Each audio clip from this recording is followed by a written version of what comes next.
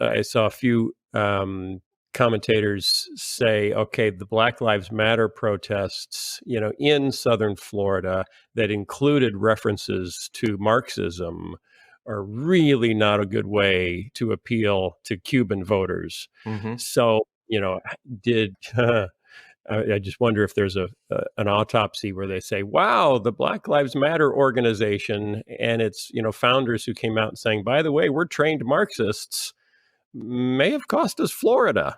Well, it may be that, but it's also the fact that Bernie Sanders is a socialist. He's a Democratic socialist, and he ran and did very well the last two primaries in the Democratic Party. A Democratic socialist is never going to be in the running in the Republican Party. So, just Right. from a 30,000-foot level, the Democratic Party is the more left leaning, more welcoming party for those with socialist leanings. And that's going to freak out people from Cuban heritage or Venezuelan heritage or other Right. uh, Right. Latin American countries where Marxism and socialism have done terrible things. And, the Latino vote is not monolithic. It's different in Right. Arizona and Texas than it is in Florida.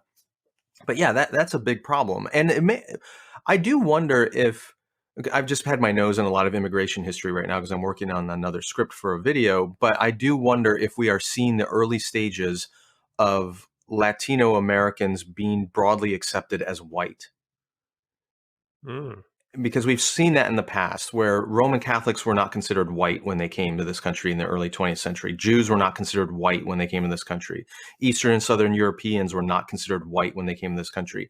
And up until recently, Latinos have not been considered white. I'm using air quotes in demographic studies and voting trends, things like that. But if more and more of them do move toward the Republican Party and some of the values of that party, we might see them broadly accepted as white and less turned off by some of the race baiting, dog whistling that goes on from people like Trump.